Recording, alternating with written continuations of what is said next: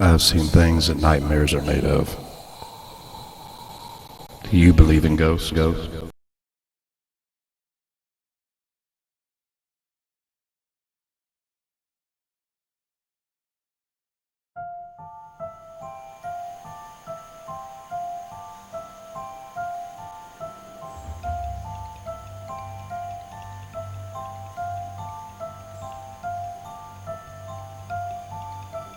Do you want to leave here, or are you stuck here?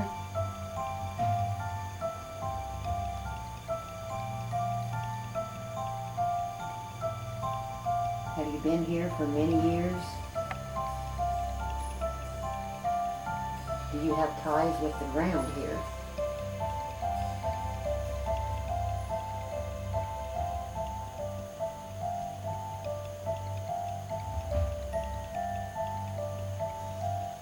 Why are you being so bashful and quiet?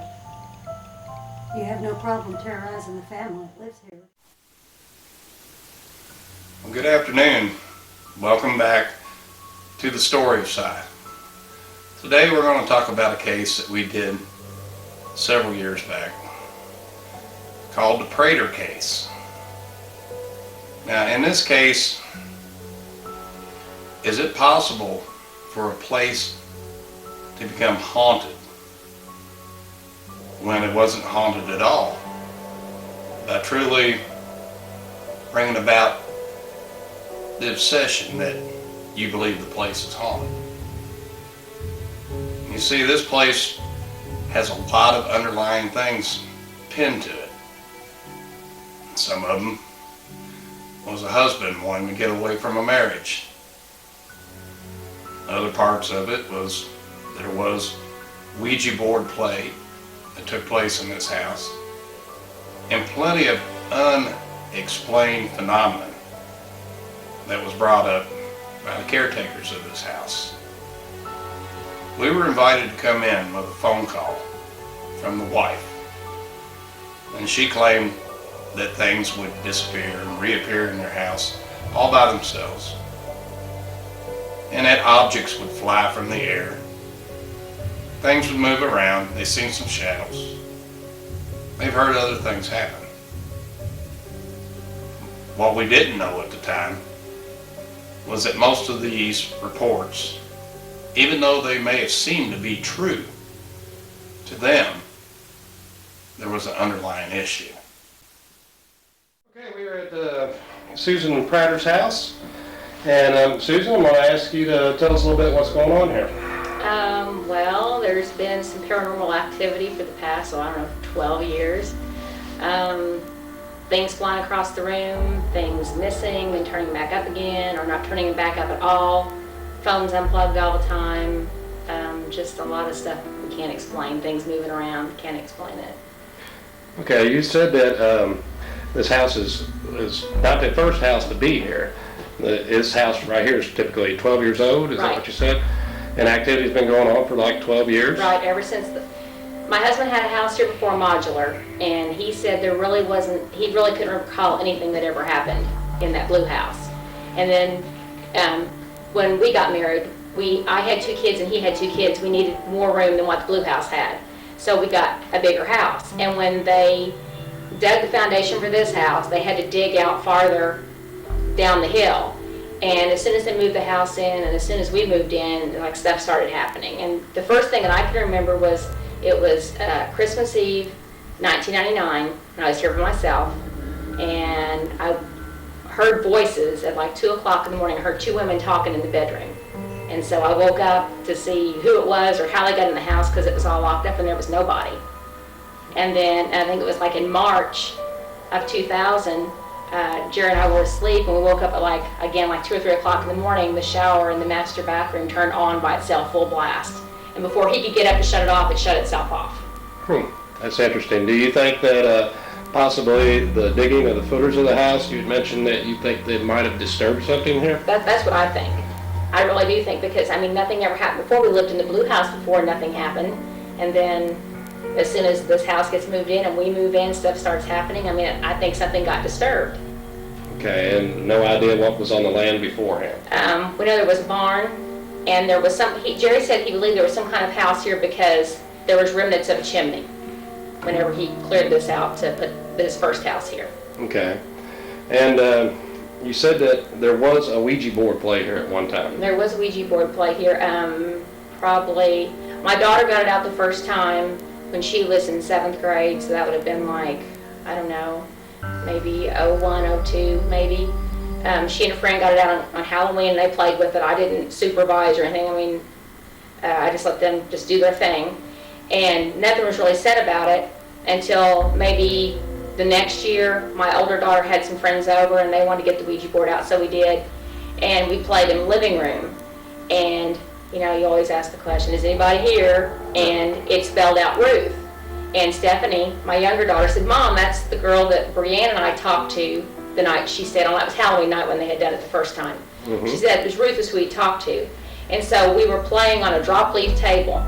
And right before we started, I had nailed the leaves up so they kept falling down. I had nailed them up. So we started playing, and we got Ruth again, and we started talking. And then, of course, they said, well, make her do something. I said, well, can you do something to show us that you're here? And she made the bathroom light go off, and then both leaves on the table just dropped. That's interesting. Well, what we're going to try to do tonight, Susan, we're going to try to set up as much equipment as we can. We're going to try to make contact with Ruth, if it is indeed Ruth, and just see what she wants, possibly wants, and why she's taking things. You did say that there's things that disappear in a house and sometimes come back, and then there's other things that you've never seen before that just show up in the house. So we'll be setting that up here directly. I wanted to get your take on it first, and so here we go.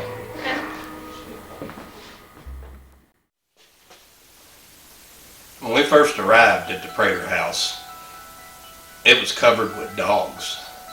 I mean, they had a lot of dogs, pugs to be exact, but I mean there was like 98 some odd dogs that lived on this property, which made it very difficult to try to stage an investigation with so much noise going on in the background. The dogs were removed from the house and kept outside, but there was a lot of ambient noise on the outside of the house. And on our first visit, which we attended 3 visits to the house, it was just the main gang. On the second visit, we invited 2 new people to come in and join us, who eventually became a part of SIGH. And you'll know them as Barb Wyatt and Debbie Jansen Russell. On our first time to the Prater house, not much happened on that investigation. I mean, we caught a few little things here and there. However, we had a penny thrown at us. Now, where this penny came from, nobody knew at first. We found out afterwards that the penny was actually thrown by the husband of the house. And we found that out by talking to one of the investigators who turned around and caught him in the part of throwing the penny. He'd already thrown the penny, but his arm was still up in the air. And we didn't know about this until much later on when we were reviewing the case. But here's the penny being thrown. Yeah, that's the penny. Don't touch that penny yet. Where is it? That was the penny. Yeah, but the penny dropped. The penny was thrown in from that room. Yeah, the penny's no longer on that cabinet anymore. That's the penny that was thrown. But it came down and It it pitched it. bounced. It pitched it in here. No, I can't see it with your light. If it would, Honey, if the penny would have come from that way, it would have bounced and went. no it wouldn't have. Not if it's thrown a certain way, it wouldn't have. What do you think about taking her in that room with us? Yeah, I think we should. But do you know what I want to this? get this, is it recording right now? Yeah. I want to do yellow a thing. reference here. You wanna find it? Yeah. I'd just like to make a reference statement here that we just had a penny that was on top of the counter in the dining room. Supposedly it was thrown in here. We did capture the sound, I believe, on the full spectrum. And the penny is no longer on the dining room counter. It was a set-up object that Susan set up. It's no longer there, and now it is on the kitchen floor. And hopefully we can catch whatever it is that's stolen things, because it threw a rock earlier in the night. And I'm going to take this penny and I'm going to try to set it up again and see what it does. Okay.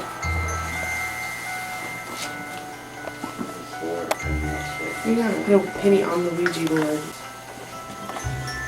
The thing about the penny bouncing and everything was that I was actually standing right here in the doorway. Now if it came off of there, it had to go right past me.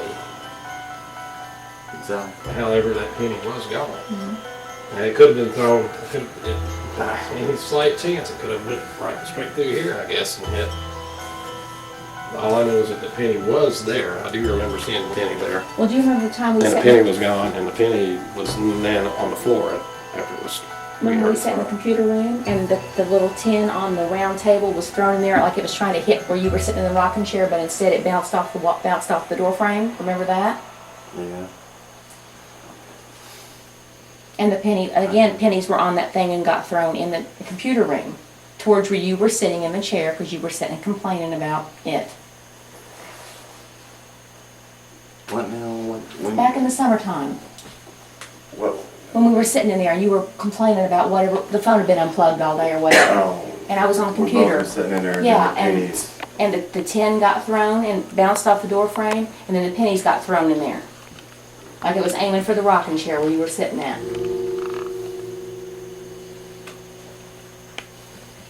That's right. We'll go from this point on. Let's see.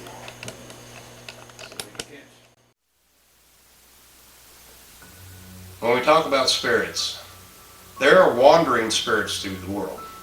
These are spirits that are lost or haven't been forgiven enough to go to heaven yet. And sometimes these spirits will reach out to us and try to communicate with us. Actually, they're looking for forgiveness or prayers so that they can enter the heavenly state. But sometimes these spirits will try to communicate with us. Most of the time, it's demonic spirits, which we don't want to deal with. But saying that a place is haunted, when it's not actually, brings in these type of entities. I mean, the more that you believe that these entities are there, the stronger it's going to get. And with the Prater house, I mean, there was a lot of little instances that happened there that weren't hauntings at all. They were actually rigged from one person trying to fool the other so that the marriage could break up. And we'll talk more about that as we go on. But I'm going to throw a few things at you right now. The more you believe that something is haunted, the more it has a chance of being so.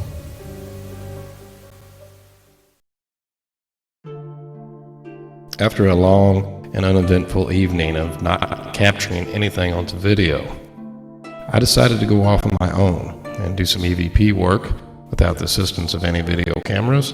I did sit down in the living room area, and I asked it to come forward and please speak with me. Show me something. At this point, I got this strange EVP telling me to get lost. Listen.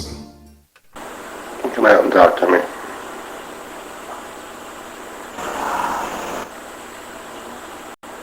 Come out and talk to me.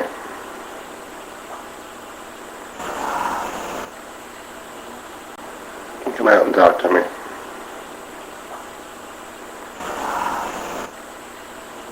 Could it be that the spirit is not shy at all?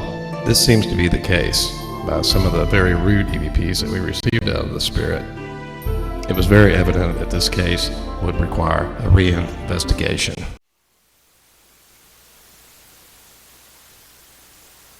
Now the Praters, they admitted to playing a Ouija board before. And I wanted to bring it up to them, the dangers of doing such things. So I decided to pull everybody together, and we actually brought a board on our second round to the Prater house, just so I could explain to them the dangers of doing Ouija boards.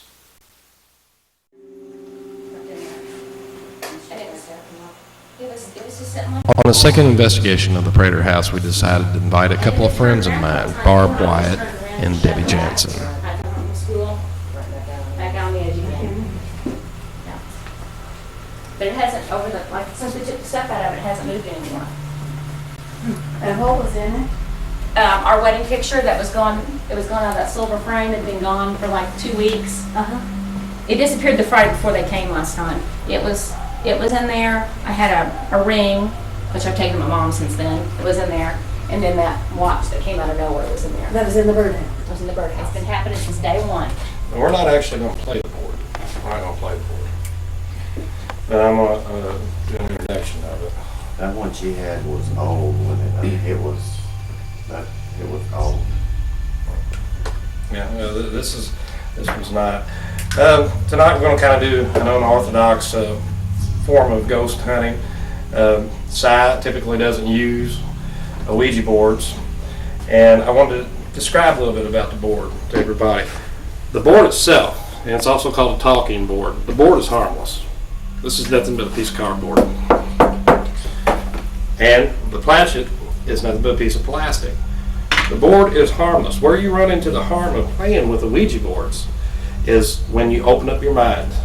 You open up your mind, and you open up doors when you open up your mind, because when spirits try to communicate with you, they usually come to you in a subconscious state. It's usually in REM sleep, and you can be in REM sleep and not even know it. Even during the waking hours, like if you daydream or so, that's a form of REM state of mind. And this is when they'll come in, they'll communicate with you. Now, when you're actually playing a Ouija board, you're letting your mind wander, and you're opening it up. And so anything can come through. That's where the gate is. That's where the doorway is. And that's where the danger comes with the Ouija board play. Experienced practitioners claim that they're able to tell which spirits are good and which spirits are bad. Mainly when you come into a Ouija board play, the first question you ask are you from the sun or are you from the moon? If the planchet goes to the sun, it means that you've got a good spirit. If it goes towards the moon, maybe you don't have a good spirit at all. And it's very important that you close out the Ouija board after you play it. However, I don't suggest for anybody to play the Ouija board. We're not actually going to play it tonight. What we're going to do is we're going to set the planchet up on the board, and we're not even really going to be in the room. We're going to be in the other room trying to talk to whatever it was we spoke with the last time we were here, and I'm going to see if it wants to come out and try to spell out for us what it is. We do have cameras on the Ouija board, and we'll just see what we can come up with. All right, is everybody ready to get started? Yeah, right here. After a long evening of us not receiving anything to be stated, and a lot of us thinking that maybe this place really isn't haunted at all, I decided to go on my own. And I captured a few EVPs. We did capture some EVPs throughout this investigation, but nothing that ever led to making us wonder if anything in the house was demonic or not. So here I am on my own. Be gone as if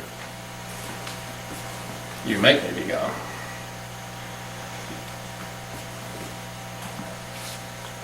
Which means you'll have to prove to me that you can do something.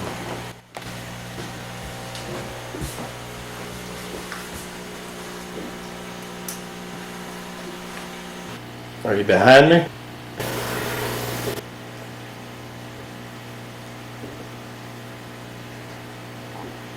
You sneaking up on me?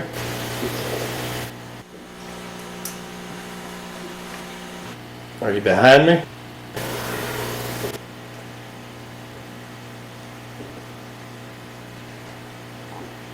You sneaking up on me?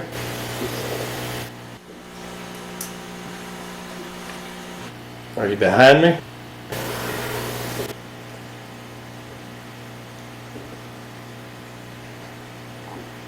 You sneaking up on me? Okay, I'm in here now.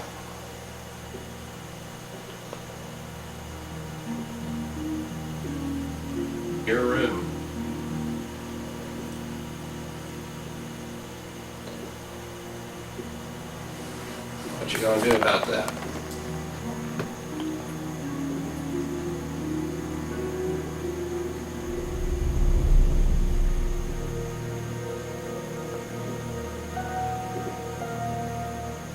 Or can you do anything about that?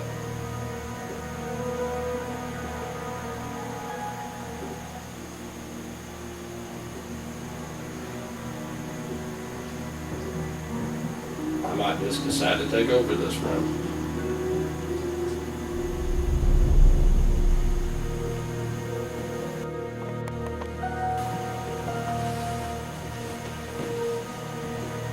Maybe I'll just stay here in this room.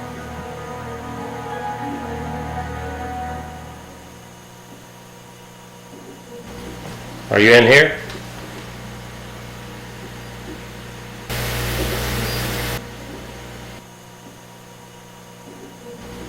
Are you in here?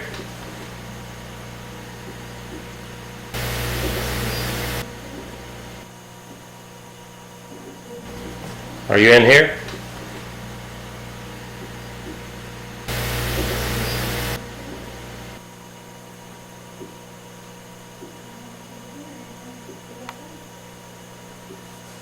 I just want to see you move something. Can you do that? Can you move anything at all?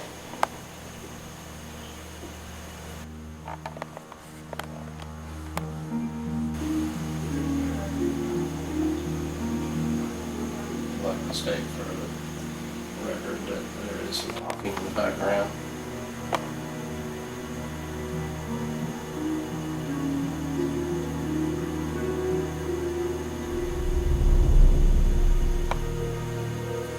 You move one thing for me. One little thing. That's all I'm asking. You move one little thing for me, and I'll leave you alone for the evening. I promise you that.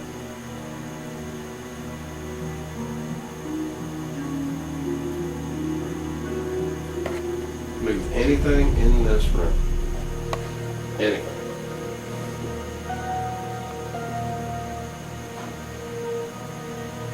Or anything in this closet over here. I know you don't like to show yourself, and I got my back to the closet. Move something in that closet. Let me hear it move. And I'll leave you be.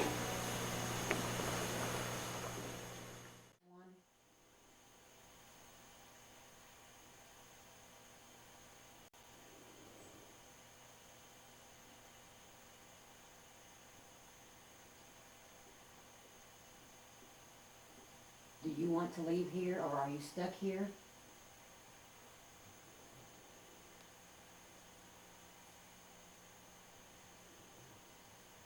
Have you been here for many years? Do you have ties with the ground here?